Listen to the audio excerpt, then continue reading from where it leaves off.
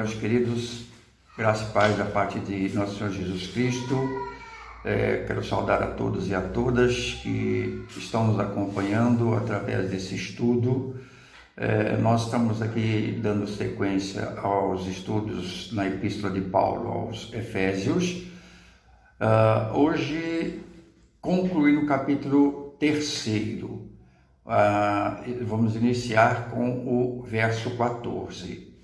Mas antes de iniciarmos nosso estudo, vamos lembrar que no estudo passado, nós estivemos falando que Paulo estava mandando uma mensagem aos irmãos de Éfeso, dizendo que eles eram membros do mesmo corpo que os judeus, né? Ou seja, eles eram um com os judeus, que isto estava nos planos de Deus. Então, judeu e gentio, na mensagem de Paulo, era um corpo só, estavam entrelaçados, e isto era plano de Deus, né?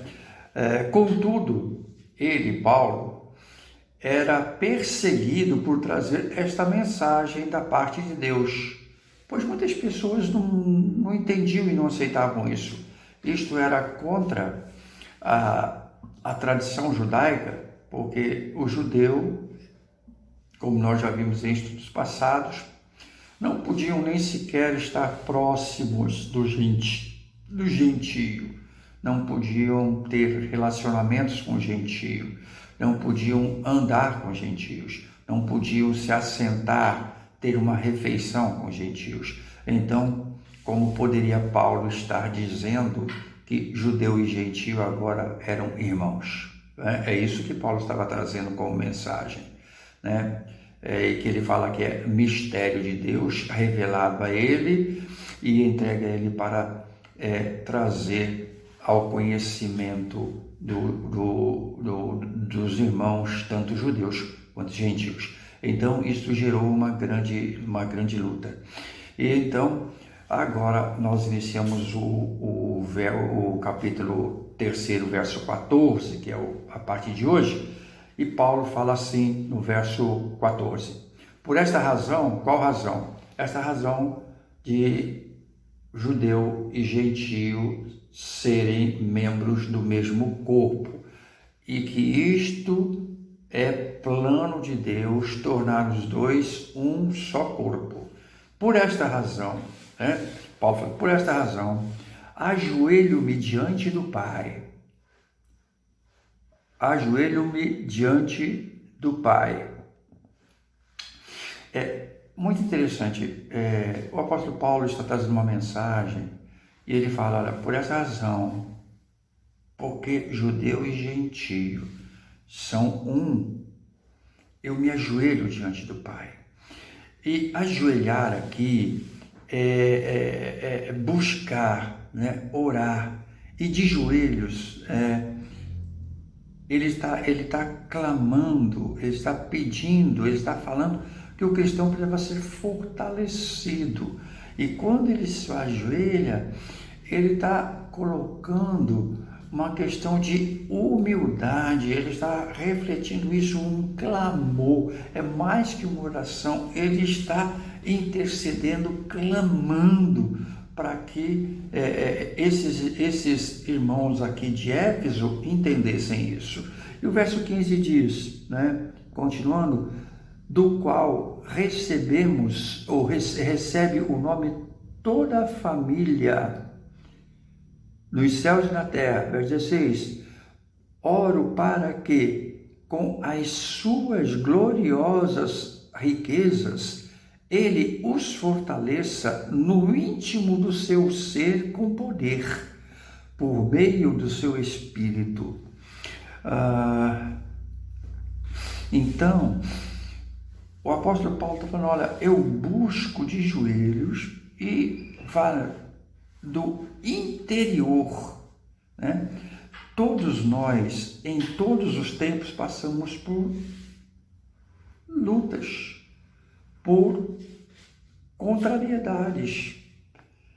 E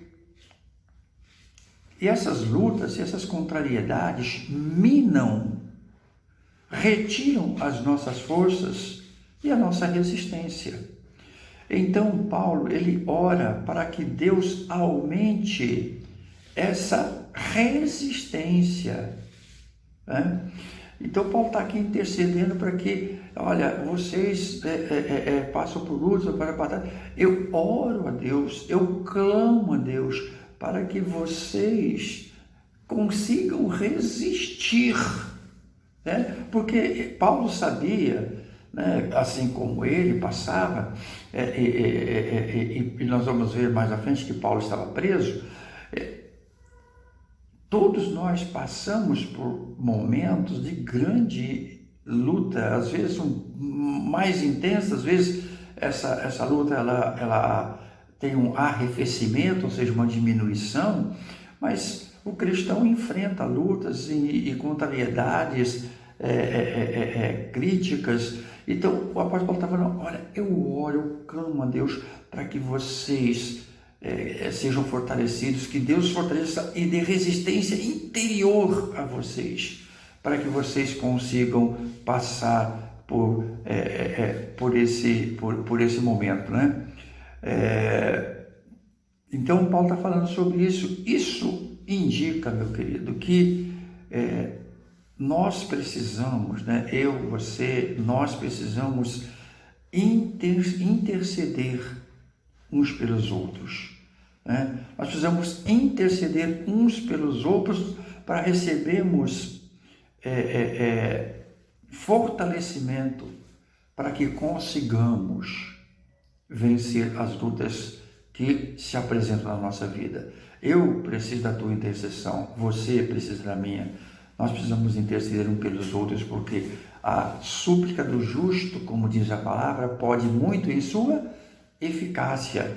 E aqui o apóstolo Paulo está usando da sua intimidade com Deus, do seu conhecimento de Deus, para clamar a Deus. Deus, aumente a resistência dos meus irmãos, para que eles consigam passar pelas lutas que eles terão que passar.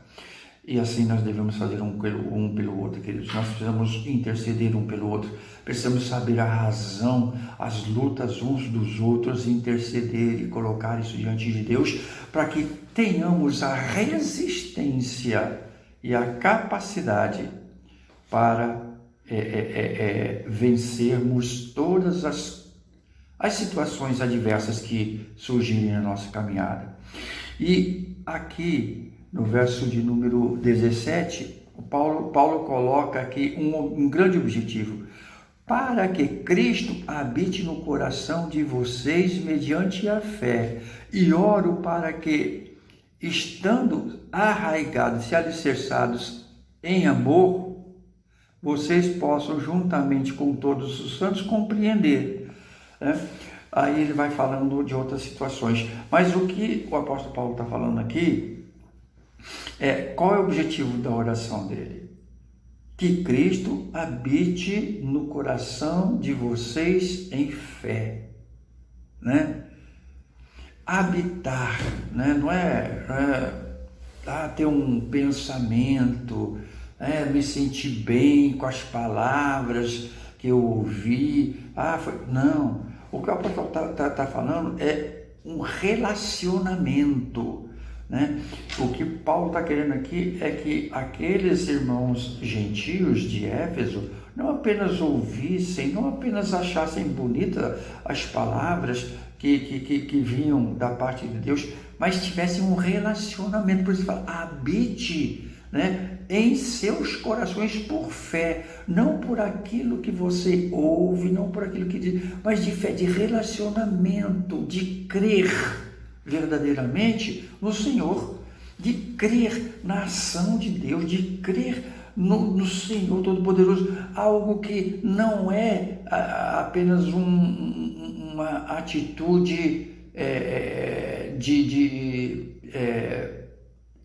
de caminhada, mas uma atitude de fé, de interior. Deus habitando no meu coração, no meu interior. Isso é diferente do que eu aceitar isso, aceitar aquilo, gostei disso, gostei daquilo. Não. Deus em mim, né? Deus habitando em mim, é isso que o apóstolo Paulo está querendo, e ele está intercedendo para que os irmãos de Éfeso tivessem esta fé, né? Esta experiência de fé, de habitação de Deus, né? Muito bem, muitos irmãos até dizem serem cristãos, né? Contudo, na hora da luta, na hora das contrariedades, ficam desesperados, sem direção e sem rumo na vida. Sabe o que é isso, filho? É falta de fé. Uma pessoa que não consegue entender que Deus é Deus e que Ele tem todo o poder e autoridade para nos dar vitória, seja em qual área for. Quem não consegue entender isso está precisando fazer uma revisão da sua fé, porque a fé é que nos leva a entender que Deus é Deus. E então, por isso o apóstolo Paulo está orando de joelho, clamando para que eles sejam fortalecidos, resistam e não duvidem, e haja a habitação de Deus em suas vidas pela fé. Porque o apóstolo Paulo sabe que é pela fé que o homem de Deus, a mulher de Deus, vence todas as coisas, né? Muitos professam a fé cristã. Muitos professam a fé cristã, mas uma fé cristã sem vida e sem fé. Por quê? Porque o desespero está sempre presente. Não consegue descansar em Deus. Não conseguem entender que Deus é todo-poderoso, que Deus nos capacita, que Deus nos fortalece, que Deus domina tudo, porque tudo é criação dele. Muito bem. Então, ele fala aqui que nós precisamos estar alicerçados, arraigados em amor. E, queridos, aqui o apóstolo Paulo está usando a figura de uma construção, né? O alicerce é o que mantém a construção em pé, né? Você pode ter uma casa muito bonita, mas se o alicerce for frágil, ele cai, aquela construção bonita cai. Então, para que uma casa possa ser edificada, construída, ela tem que ter um bom alicerce. O alicerce, que nem sempre está visível, né? Normalmente ele fica escondido, o alicerce é que dá sustentação àquela casa bonita que todo mundo acha bonita.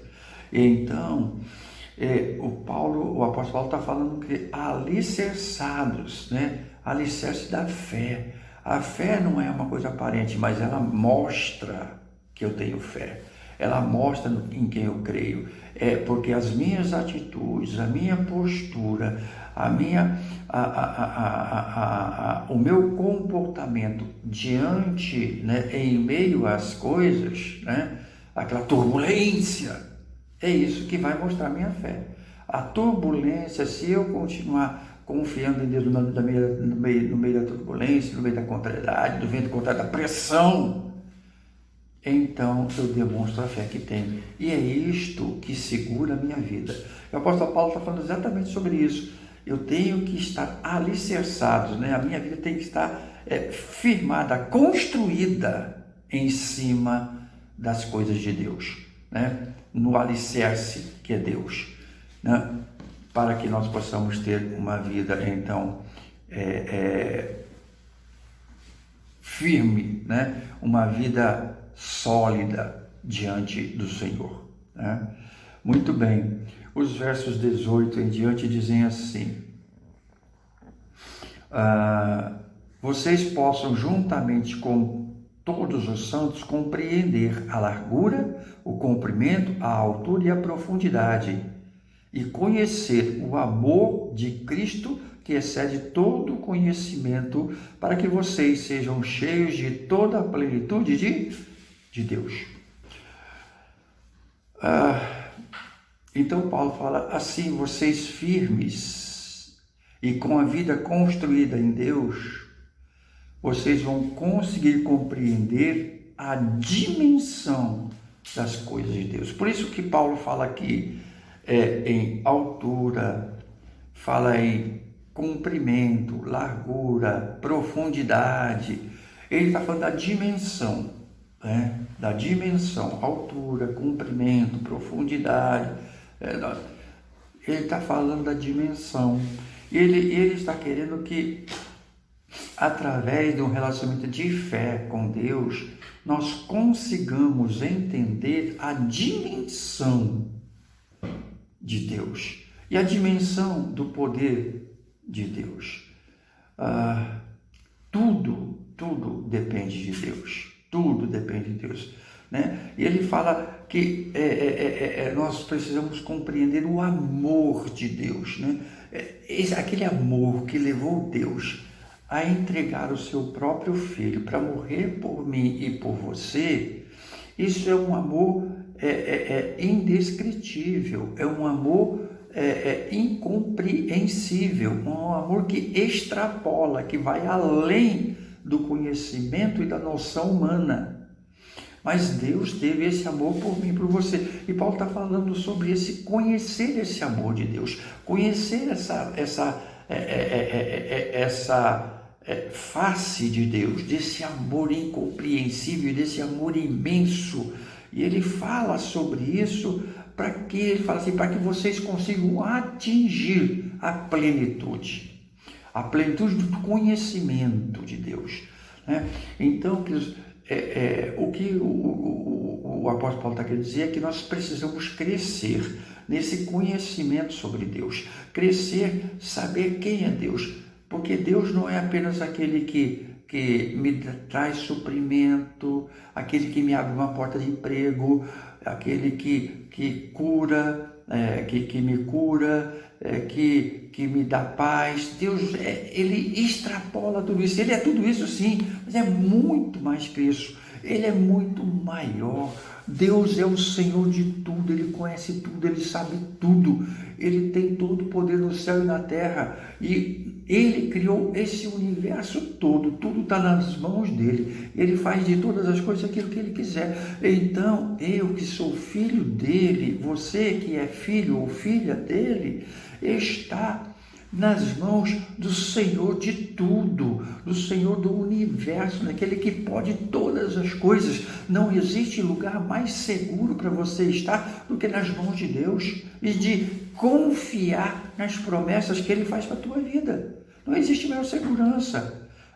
Aqui entre homens nós assinamos documentos combinando isso, mas aqueles documentos não são respeitados, a gente tem que levar para a justiça. Às vezes a justiça, apesar de termos documento, nem a justiça reconhece o nosso direito, né? Mas Deus não, Deus dá a sua palavra, Deus é fiel, justo e verdadeiro, Ele não falha, Ele cumpre com tudo que Ele diz e Ele ama a mim e a você. E nós precisamos compreender a profundidade desse amor, a profundidade do que isso significa. Ele faz tudo por mim e por você. Tudo.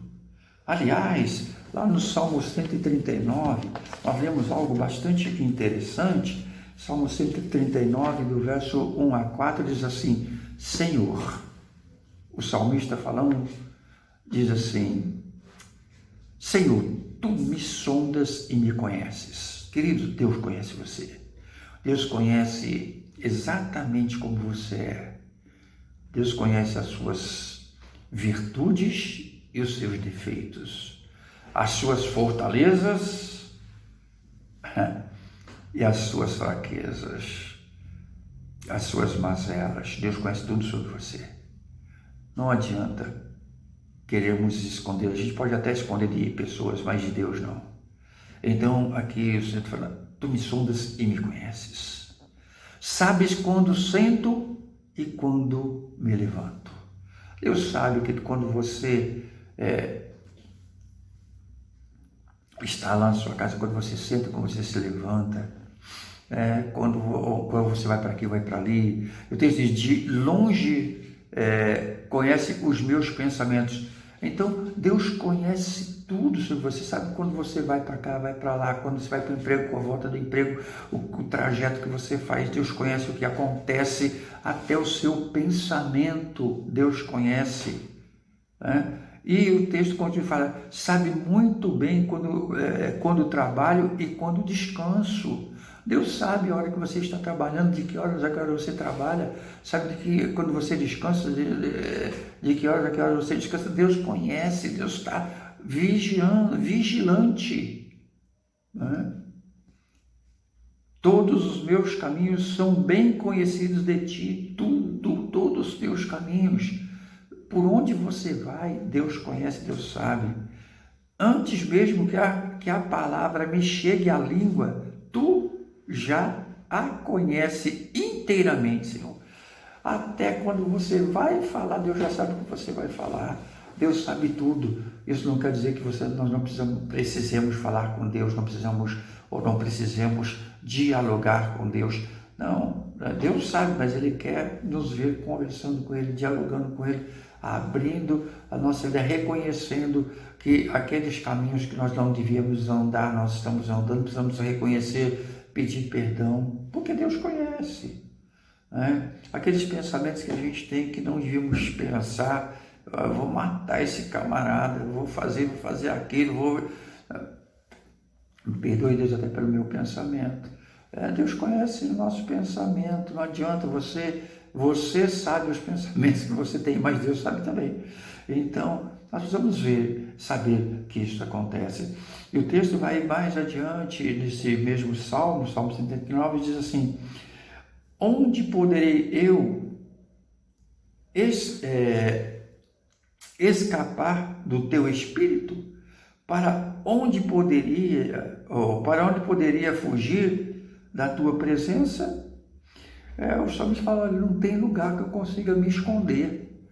Eu não consigo me esconder de Deus, eu não consigo fugir de Deus, né? Se eu subir ao céu, o Senhor vai estar lá. Se eu fizer a minha cama na sepultura, outras traduções falam no abismo, lá tu estás também. Se eu subir com as asas da alvorada e morar na extremidade do mar, mesmo ali a tua mão direita me guiará e me susterá. Mesmo que eu diga que as trevas me encobrirão e que a luz se tornará noite ao meu redor, né? Verei que nem as trevas são escuras para ti. A noite brilhará como dia, pois para ti as trevas são luz. Mesmo que você, né, se esconda numa caverna, né, mesmo que você fuja e se esconda numa noite escura, num lugar mais ermo, sem qualquer luminosidade, Deus sabe onde você está. O que o salmista está dizendo aqui, não há como fugir da presença de Deus. Deus está em todos os lugares, Deus conhece todas as coisas e Deus conhece tudo sobre a minha vida e sobre a tua vida. E Ele nos ama, e Ele nos protege, e Ele nos guarda. Então, queridos, nós precisamos de Deus, né? Deus sabe tudo, Deus conhece tudo. E Deus é bondoso e amoroso. Ele mandou Jesus Cristo para morrer por você e por mim. Deus pode, queridos, Deus pode fazer infinitamente mais do que tudo o que pedimos ou pensamos. Infinitamente, ou seja, Deus não tem limite. Deus pode ilimitadamente todas as coisas. Tudo é possível para Deus. E aqui o apóstolo Paulo fala muito além daquilo que pedimos ou pensamos. E vamos reconhecer, o homem pede muito, e o homem pensa muito em coisas. E o apóstolo Paulo está falando assim, Deus pode muito mais do que isso que você pede ou pensa. Mas tudo depende e tudo pode acontecer mediante o poder dele que atua em nós. Deus pode fazer tudo, mas tudo depende do poder que habita em nós.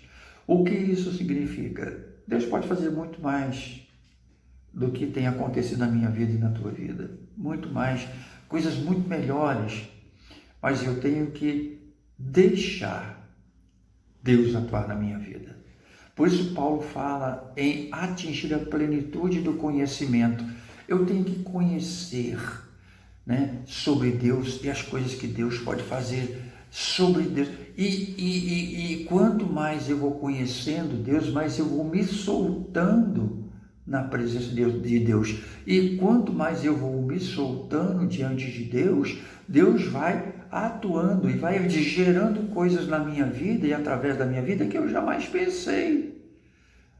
Deus, ele não arromba portas, Ele bate, e se alguém abrir, ele vai entrar, E vai fazer. E o ser humano tem mania de ter muitas gavetas e muitas portinhas que ele guarda uma coisa da sua vida, outra coisa.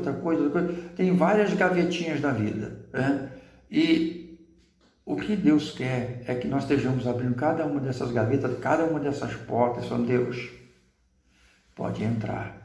Entra no meu relacionamento, entra no meu casamento, entra na minha área financeira, entra na minha área moral, entra na minha área sentimental, entra na minha área profissional, entra na minha área ministerial.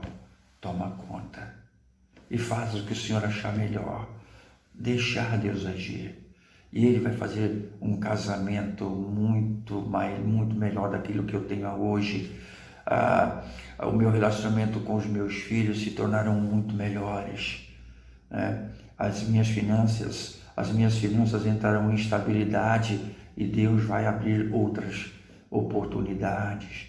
E por aí vai. Deus vai atuando e vai melhorando a minha vida, porque Ele me ama, Ele é meu Pai.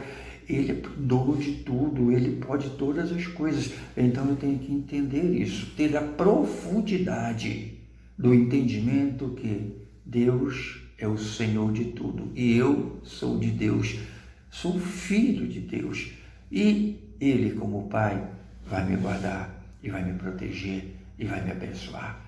Mas eu tenho que deixar o Senhor tomar conta das coisas da minha vida. Eu tenho que buscar entrar nessa sintonia para entender a profundidade desse amor que Deus demonstra por mim.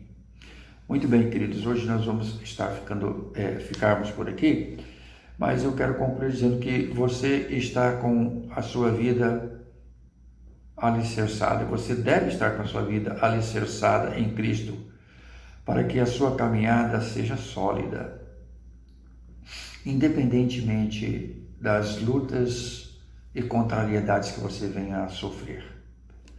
Deus conhece você e tudo que você é e tudo que você faz.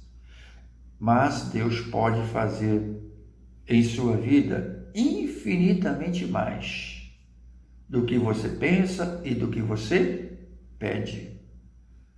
Creia em Deus e não desista dos planos de Deus para a sua vida. Deus tem muito para ti e para realizar na tua vida. Vamos orar.